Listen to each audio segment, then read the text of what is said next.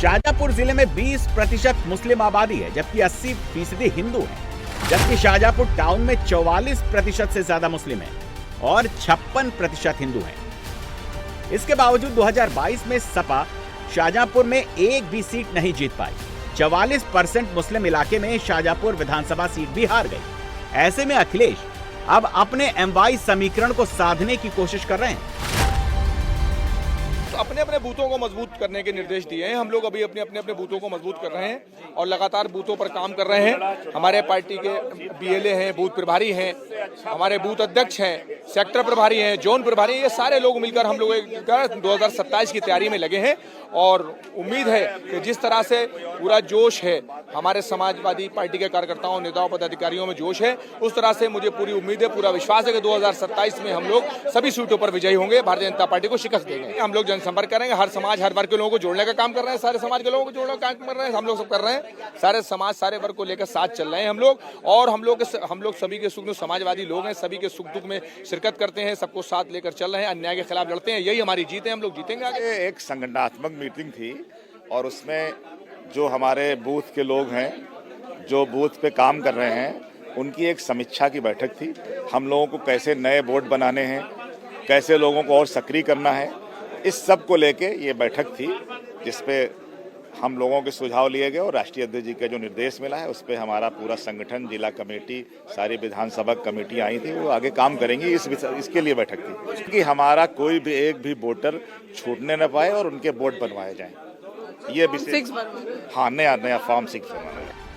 और यही अखिलेश यादव की सबसे बड़ी टेंशन है। उन्हें समझ में आ गया है कि 20% मुस्लिम वोट के सहारे सरकार नहीं बनने वाली। इसीलिए बंगाल नतीजों के बाद अखिलेश की टाइमलाइन पर काला दिन, देश में आक्रोश, लोकतंत्र अव्यवस्थित और जनमत की खुली लूट जैसे शब्द दिखने लगे हैं। ये भारतीय जनता पार्टी का 10 नंबरी मॉडल है, 10 नंबरी मॉडल। और 10 नंबरी मॉडल में तो आप जानते होंगे कौन कौन शामिल रहते होंगे। और ये 10 नंबरी मॉडल ने पूरे लोकतंत्र को जकड़ लिया है। और जो लोग वोट की लूट कर सकते हैं, वो आरक्षण की भी लूट करेंगे। जो वोट लूट रहे हैं वो इसलिए लूटेंगे, आरक्षण लूटना है उन्हें। वोट क्यों लूटना है? सरकार क्यों बनाना चाहते हैं? उन्हें आरक्षण लूटना है। एक तरफ अखिलेश वोट चोरी की बात कह रहे हैं, तो यूपी के CM योगी आदित्यनाथ यूपी को विकास के पथ पर आगे बढ़ाने की बात कह रहे हैं, सुरक्षा की बात कर रहे हैं, रेल, मेट्रो और एयर कनेक्टिविटी की बात कर रहे हैं। हम लोग इस बात को मानते थे कि हमें अगर सुशासन के लक्ष्य को प्राप्त करना है,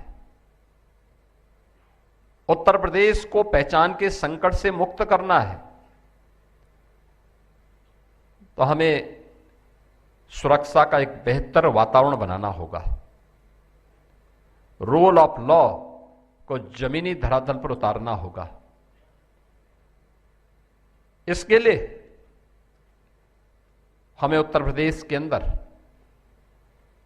अपराध और अपराधियों के प्रति जीरो टॉलरेंस को पूरी सख्ती के साथ लागू करना पड़ा था।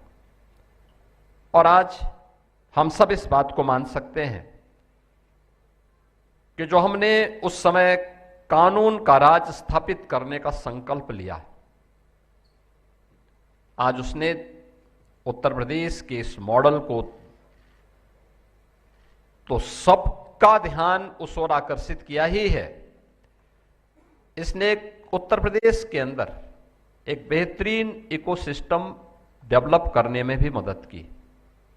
आज हम कह सकते हैं कि भारत का सबसे अच्छा इंफ्रास्ट्रक्चर यूपी के पास है। एक्सप्रेसवे के रूप में, हाईवे के रूप में, रेलवे की कनेक्टिविटी के रूप में, मेट्रो के रूप में और एयर कनेक्टिविटी के रूप में भी। यूपी सरकार के मंत्री ओपी राजभर ने अखिलेश यादव पर जबरदस्त प्रहार किया है। राजभर ने अखिलेश यादव को ट्विटर, AC और PC वाला नेता करार दिया है। उन्होंने दावा किया है कि 2027 चुनाव के बाद अखिलेश की राजनीति खत्म हो जाएगी, अखिलेश लंदन चले जाएंगे। ओम प्रकाश राजभर ने X पर पोस्ट करते हुए लिखा, अखिलेश यादव जी ट्वीट, AC और PC के नेता है, उनको लेकर मेरे मन में कभी संदेह नहीं रहता। बंगाल चुनाव नतीजों को लेकर मेरे मन में कोई संदेह नहीं था। जिस दिन अखिलेश यादव जी ने ट्वीट कर ममता दीदी के जीत की मुनादी शुरू कर दी, उसी दिन पक्का हो गया था कि वो हारने जा रही हैं। राजभर यहीं नहीं रुके, अखिलेश के बंगाल जाने वाले बयान पर भी चुटकी ली। यूपी के मंत्री ने कहा, चुनाव प्रचार के लिए ममता जी इंतजार करती रहीं, लेकिन अखिलेश यादव नहीं गए। अब वो एसी में बैठकर ममता जी को ढाढ़स बंधा रहे हैं। ओम प्रकाश राजभर ने कहा कि बंगाल में ममता जी से मुलाकात के जरिए अखिलेश जी यूपी को संदेश देंगे कि अब ईवीएम की वजह से ये सब हो रहा है। अखिलेश ये सब अपने लिए कर रहे हैं ताकि 2027 में जब वो हारें तो ईवीएम पर ठीकरा फोड़ सकें। पश्चिम बंगाल और तमिलनाडु के चुनाव नतीजों के बाद समाजवादी पार्टी को अपनी रणनीति बदलने पर मजबूर कर दिया है। ममता बनर्जी और एमके स्टालिन की हार के बाद अखिलेश यादव ने इलेक्शन मैनेजमेंट का काम देखने वाली कंपनी आईपैक के साथ अपनी डील रद्द कर दी है।